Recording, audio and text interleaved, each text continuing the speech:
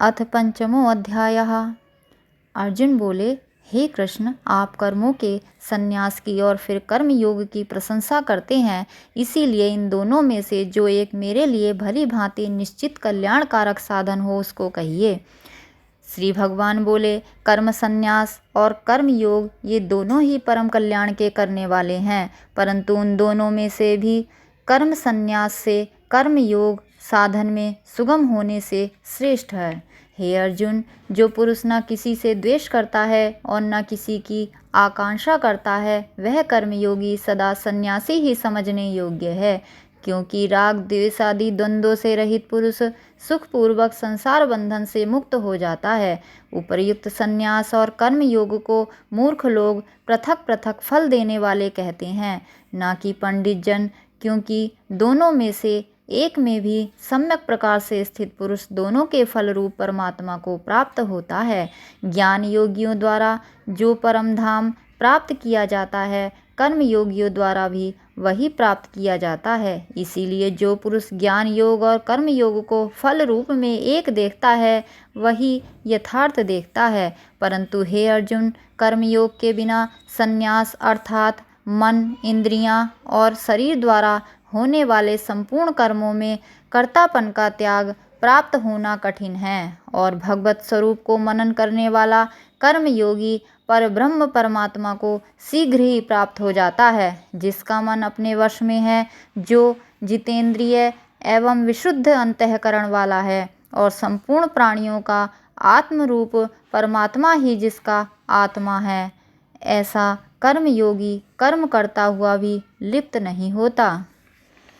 तत्व को जानने वाला सांख्य योगी तो देखता हुआ, सुनता हुआ, स्पर्श करता हुआ, सूंघता हुआ, भोजन करता हुआ, गमन करता हुआ, सोता हुआ, श्वास लेता हुआ, बोलता हुआ, त्यागता हुआ, ग्रहण करता हुआ तथा आँखों को खोलता और मूंदता हुआ भी सब इंद्रियां अपने अपने अर्थों में बरत रही हैं, इस प्रकार समझकर निसंदेह ऐसा माने कि मैं कुछ भी नहीं करता हूँ।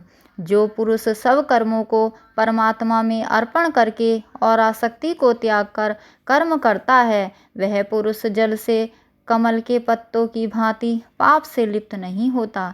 कर्मयोगी ममत्व बुद्धि रहित केवल इंद्रिय, मन, बुद्धि और शरीर द्वारा भी आसक्ति को त्याग कर अंतःकरण की शुद्धि के लिए कर्म करते हैं। कर्मयोगी कर्मों के फल का त्याग करके भगवत प्राप्ति रूप शांति को प्राप्त होता है, और सकाम पुरुष कामना की प्रेरणा से फल में आसक्त होकर बंधता है। अंतःकरण जिसके वश में है, ऐसा सांख्य योग का आचरण करने वाला पुरुष न करता हुआ और न करवाता हुआ ही नव द्वारों वाले शरीर रूप घर में सब कर्मों को मन से त्याग कर आनंद पूर्वक सच्चिदानंद घन परमात्मा के स्वरूप में स्थित रहता है।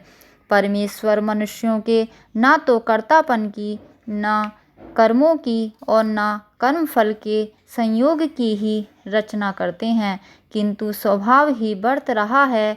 सर्वव्यापी परमेश्वर भी न किसी के पाप कर्म को और न किसी के शुभ कर्म को ही ग्रहण करता है, किंतु अज्ञान के द्वारा ज्ञान ढका हुआ है, उसी से सब अज्ञानी मनुष्य मोहित हो रहे हैं। परंतु जिनका वह अज्ञान परमात्मा के तत्व ज्ञान द्वारा नष्ट कर दिया गया है, ओम श्री परमात्मने नमः, उनका वह ज्ञान सूर्य के सदृश उस सच्चिदानंद घन परमात्मा को प्रकाशित कर देता है।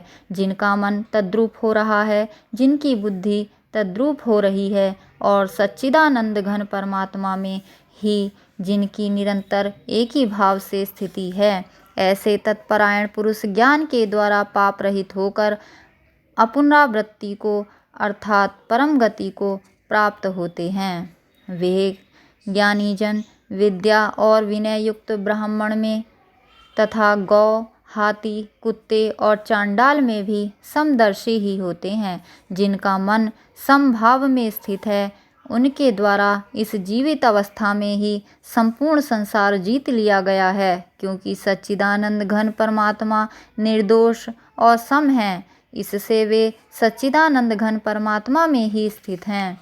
जो पुरुष प्रिय को प्राप्त होकर हर्षित नहीं हो और अप्रिय को प्राप्त होकर उद्विग्न न हो। वह स्थिर बुद्धि, संशय रहित ब्रह्मवेत्ता पुरुष सच्चिदानंद घन पर ब्रह्म परमात्मा में एक ही भाव से नित्य स्थित है। बाहर के विषयों में आसक्ति रहित अंतःकरण वाला साधक आत्मा में स्थित जो ध्यान जनित सात्विक आनंद है उसको प्राप्त होता है और तदंतर वह सच्चिदानंद घन पर ब्रह्म परमात्मा के ध्यान रूप योग में अभिन्न भाव से स्थित पुरुष अक्षय आनंद का अनुभव करता है। जो ये इंद्रिय तथा विषयों के संयोग से उत्पन्न होने वाले सब भोग हैं, यद्यपि विषयी पुरुष को सुख रूप भासते हैं तो भी दुख के ही हेतु हैं और आदि अंत वाले अर्थात अनित्य हैं। इसीलिए हे अर्जुन, बुद्धिमान विवेकी पुरुष उनमें नहीं रमता।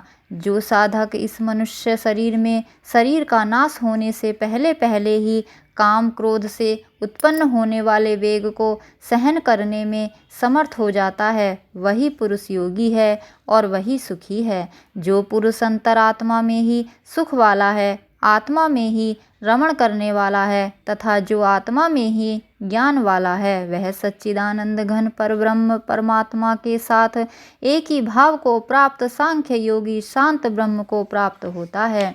जिनके सब पाप नष्ट हो गए हैं, जिनके सब संशय ज्ञान के द्वारा निवृत्त हो गए हैं, जो संपूर्ण प्राणियों के हित में रत है और जिनका जीतता हुआ मन निश्चल भाव से परमात्मा में स्थित है, वे ब्रह्मवेत्ता पुरुष शांत ब्रह्म को प्राप्त होते हैं। काम क्रोध से रहित जीते हुए चित्त वाले पर ब्रह्म परमात्मा का साक्षात्कार किए हुए ज्ञानी पुरुषों के लिए सब ओर से शांत पर ब्रह्म परमात्मा ही परिपूर्ण हैं।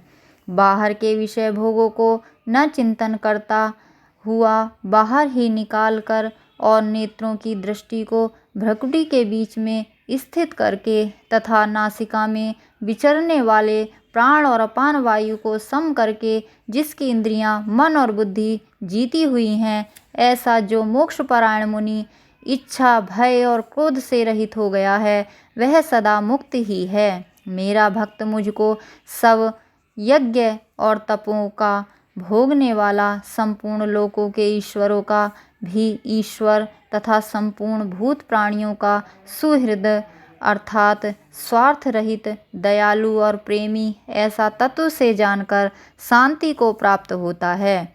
ओम तत्सत इति श्रीमद्भगवद्गीतासु उपनिषत्सु ब्रह्म विद्यायां योगशास्त्रे श्रीकृष्ण अर्जुन संवादे कर्म संन्यास योगो नाम 5मो अध्यायः।